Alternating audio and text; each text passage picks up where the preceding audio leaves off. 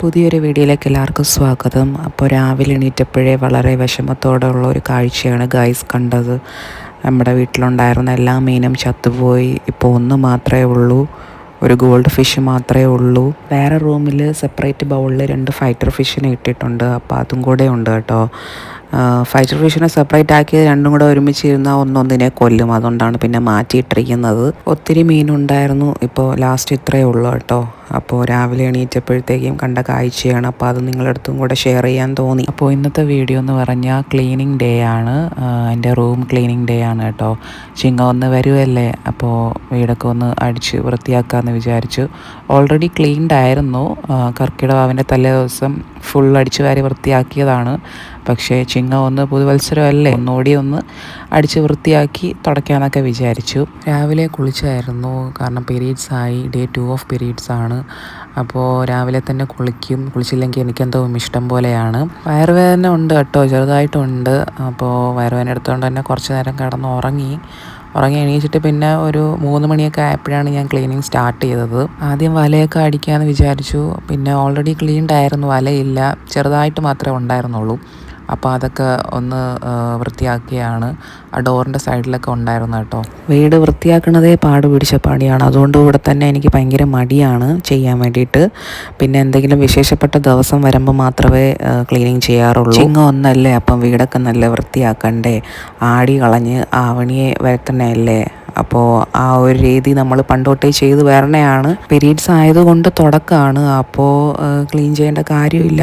പക്ഷെ എന്നാൽ കൂടി ചിങ്ങ ഒന്നിനെ വരവേൽക്കുന്നതല്ലേ, അതിന് പീരീഡ്സ് ഒന്നോ അങ്ങനെയൊന്നും ഇല്ലല്ലോ. അതുകൊണ്ടാണ് ഞാൻ പിന്നെ ക്ലീനിങ്ങിന് ഇറങ്ങിയത്. റൂമിലാണെങ്കിൽ ഫുൾ പൊടി. ഇത് എവിടെ നിന്ന് പറഞ്ഞാണ് ഒരു ഐഡിയ ഇല്ല. തൂത്തിട്ടും പൊടിയും പോണില്ല. തൂക്കും തോറും കാറ്റ് വന്ന് പൊടീനെടുത്തോണ്ട് പോകും. ദേഷ്യം വരും. എൻ്റെ റൂം കുഞ്ഞാണ്, അത്ര വലുതൊന്നും അല്ല. വീട് വെച്ചിട്ട് തന്നെ 21 വർഷമായി കേട്ടോ. നല്ല പഴക്കമുണ്ട് വീട്ടിന്. വീട് റെനോവേഷനൊന്നും ചെയ്തിട്ടില്ല കേട്ടോ. പിന്നെ നമ്മൾ വീട് വെച്ച സമയത്ത് ടൈൽസൊക്കെ ഒരുപാട് പൊട്ടിപ്പോയിട്ടുണ്ട്.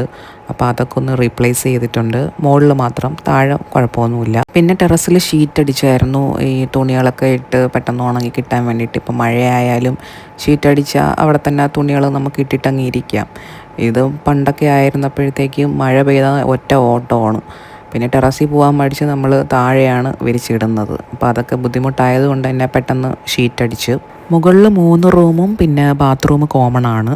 താഴെ വന്നിട്ട് ഒരു bedroom, attached bathroom, kitchen, hall, പിന്നെ സിറ്റ് ഔട്ടായിട്ട് വരും. പിന്നെ അമ്മാമ്മയ്ക്ക് വേണ്ടിയിട്ട് സെപ്പറേറ്റ് ഒരു റൂമും കൂടെ ഉണ്ട്. ഞാനങ്ങനെ റൂമൊന്നും വൃത്തിയായി സൂക്ഷിക്കില്ല. പക്ഷേ എൻ്റെ നേരെ ഓപ്പോസിറ്റാണ് ഹസ്ബൻഡ്. പുള്ളിക്ക് ഇങ്ങനെ മെസ്സായിട്ട് കിടക്കണേന്നും ഇഷ്ടമല്ല. ഇപ്പം ഞാൻ തുണി അലക്കിയിട്ട് കൊണ്ടുവന്നാലും ഞാൻ അങ്ങനെ അങ്ങ് ഇട്ടിട്ട് അങ്ങ് പോകും. പിന്നെ കുറച്ച് നേരം ടൈം എടുത്തൊക്കെയാണ് മടക്കി വെക്കുന്നത്. പക്ഷേ പുള്ളി അപ്പോഴും വഴക്കാണ്. അപ്പം തന്നെ മടക്കി അലമാരയിൽ ക്ലീൻ ചെയ്ത് റെഡിയാക്കി വെക്കണം. അപ്പോൾ എന്തായാലും റൂം വലയടിച്ചു, തൂത്തുവാരി തുടച്ചു.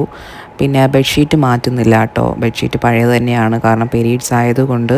പീരീഡ്സ് ഫുൾ 7 ദിവസം കഴിഞ്ഞിട്ട് പിന്നെ ബെഡ്ഷീറ്റ് മാറ്റാമെന്ന് വിചാരിച്ച് വെച്ചിരിക്കുകയാണ്. മുകളിലത്തെ 2 റൂമും പിന്നെ ഹാളും ജസ്റ്റ് ഒന്ന് തൂത്ത് തുടച്ചു. പിന്നെ സിറ്റ് ഔട്ട് നോക്കിയപ്പോൾ ഭയങ്കര മെസ്സി ആയിട്ട് കിടക്കുമായിരുന്നു. സിറ്റ് ഔട്ടൊന്നും അങ്ങനെ ക്ലീൻ ചെയ്യാറില്ല.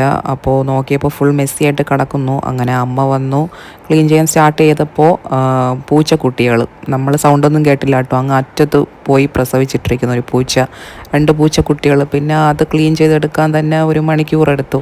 ആഴി 5 മണിയൊക്കെ ആയപ്പം കളയാൻ വേണ്ടിയിട്ട് ഇരുന്നതാണ്. അപ്പോൾ ഈ പൂച്ചയുടെ കേസ് വന്നപ്പോഴത്തേക്കും പിന്നെ അതിൻ്റെ പുറകിലായിരുന്നു. പിന്നെ അത് ക്ലീൻ ചെയ്തെടുത്തപ്പോൾ തന്നെ 5:30 ആയി. പിന്നെ കുറച്ച് തുണികളൊക്കെ ഉണ്ടായിരുന്നു, അതൊക്കെ അലക്കി ടെറസിൽ കൊണ്ടുപോയി വിരിച്ചു. ടെറസിൽ കയറിയാൽ പിന്നെ ഇറങ്ങാൻ തോന്നില്ല. അവിടെ നിന്നാൽ നല്ല കാറ്റാണ് വരുന്നത്.